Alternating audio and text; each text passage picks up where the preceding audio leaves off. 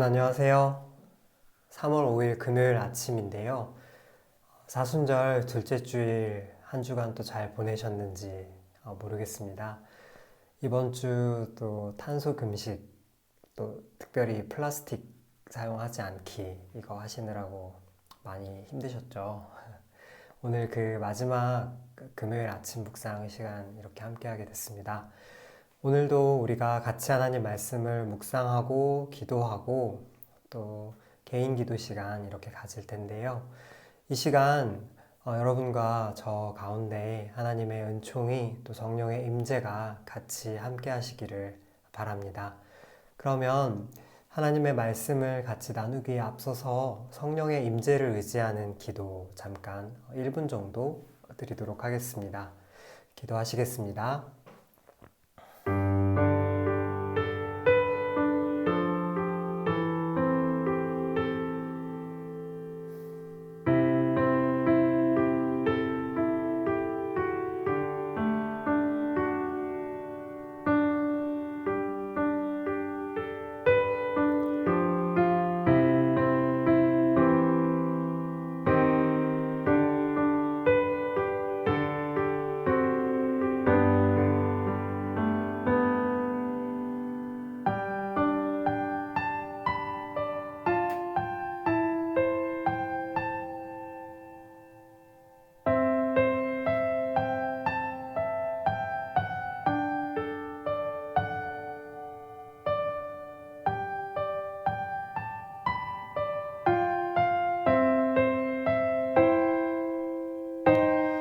예수님의 이름으로 기도합니다. 아멘.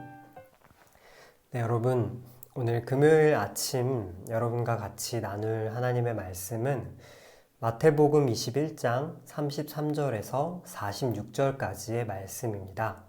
신약성경 33쪽 33페이지이고요. 마태복음 21장 33절에서 46절까지의 말씀입니다. 네. 신약 33쪽 성경책 있으신 분들은 찾아주시면 좋겠고요. 이제 하나님이 오늘 우리에게 주신 말씀을 저와 여러분이 한 목소리로 합독하도록 하겠습니다. 다른 한 비유를 들으라. 한 집 주인이 포도원을 만들어 산 울타리로 두르고 거기에 즙 짜는 틀을 만들고 망대를 짓고 농부들에게 새로 주고 타국에 갔더니 열매 거둘 때가 가까움에 그 열매를 받으려고 자기 종들을 농부들에게 보내니 농부들이 그 종들을 잡아 하나는 심히 때리고 하나는 죽이고 하나는 돌로 쳤거늘 다시 다른 종들을 처음보다 많이 보내니 그들에게도 그렇게 하였는지라. 후에 자기 아들을 보내며 이르되 그들이 내 아들은 존대하리라 하였더니 농부들이 그 아들을 보고 서로 말하되 이는 상속자니 자 죽이고 그의 유산을 차지하자 하고 이에 잡아 포도원 밖으로 내쫓아 죽였느니라. 그러면 포도원 주인이 올 때에 그 농부들을 어떻게 하겠느냐? 그들이 말하되 그 악한 자들을 진멸하고 포도원은 제때에 열매를 바칠 만한 다른 농부들에게 새로 줄지니이다. 예수께서 이르시되 너희가 성경에 건축자들이 버린 돌이 모퉁이의 머릿돌이 되었나니 이것은 주로 말미암아 된 것이요 우리 눈에 기이하도다 함을 읽어본 일이 없느냐. 그러므로 내가 너희에게 이르노니 하나님의 나라를 너희는 빼앗기고 그 나라의 열매 맺는 백성이 받으리라. 이 돌 위에 떨어지는 자는 깨지겠고 이 돌이 사람 위에 떨어지면 그를 가루로 만들어 흩트리라 하시니 대제사장들과 바리새인들이 예수의 비유를 듣고 자기들을 가리켜 말씀하심인 줄 알고 잡고자 하나 무리를 무서워하니 이는 그들이 예수를 선지자로 알미였더라. 아멘. 네, 여러분, 오늘 본문 속 비유의 말씀은 예수님께서 바리새인들과 대제사장들에게 그들을 두고 하신 말씀입니다. 우리가 생각해보면 바리새인과 대제사장들은 이스라엘 공동체에 꼭 필요한 이들이었습니다. 그들이 하나님의 말씀을 가르쳤고 예배를 인도했기 때문입니다. 그 일은 아무나 감당할 수 있는 일은 아니었습니다. 유력한 가문의 자제였을 뿐만 아니라 치열하게 연구하고 지도자 교육도 철저히 받아야만 하나님을 섬기고 백성을 가르치는 이른바 선생의 자격을 얻을 수 있었기 때문입니다. 그런 그들이 성전에서 가르치고 계셨던 예수님께 이런 질문을 합니다. 당신은 무슨 권한으로 그런 가르침을 전합니까? 이런 질문은 사실 성전 관리자로서 당연한 반응일지도 모르겠습니다. 사실 당시의 예수님께는 그 어떤 공인된 권한이나 자격도 주어지지 않았기 때문입니다. 하지만 우리 예수님은 이 질문을 들으시고 종교 지도자들의 기만을 보십니다. 그들의 깊은 지식과 신실한 모습 뒤에는 교묘한 교만이 자리 잡고 있었다는 것을 예수님이 보신 것이죠. 그것은 바로 자신들이 예루살렘 성전의 주인이라는 착각이었습니다. 오늘 본문 속 포도원 비유는 바로 그 점을 드러내고 있습니다. 우리는 비유 속에서 종이 종의 신분을 망각할 때 일어나는 비극을 봅니다. 오늘 본문에 나타나는 농부들은 소작농, 다른 말로 하면 종과 다름없는 신세였죠. 그런 자격을 갖춘 사람들이었습니다. 특히 이 소작농들은 주인의 아들마저 포도원 밖으로 끌어내서 죽이고 있는데요. 이 장면은 하나님의 아들인 예수님을 죽이게 될 종교 지도자들의 모습을 암시하고 있다고 볼 수 있습니다. 그들은 그들 자신도 몰랐던 욕심에 사로잡혀 있었습니다. 영적인 언어를 내뱉고 거룩한 모습으로 포장했지만, 그래서 아무도 눈치채지 못했지만 예수님은 그들의 교만을 꿰뚫어 보신 것입니다. 여러분, 이 기후 붕괴 시대에도 많은 사람들이 여전히 이 지구, 이 땅의 주인이 자신인 것처럼 살아가고 있습니다. 그렇게 자신의 욕심을 채우는데 여념이 없는 모습을 우리가 보게 되는데요.